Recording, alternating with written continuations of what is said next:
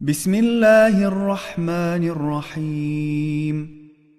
يا من يقلب الليل والنهار، يا من خلق الظلمات والنور، يا من جعل الظل والحرور، يا من سخر الشمس والقمر، يا من خلق الموت والحياة، يا من له الخلق والأمر، يا من لم يتخذ صاحبة ولا ولدا، يا من لم يكن له شريك في الملك، يا من لم يكن له ولي من الذل، يا من له الحول والقوة.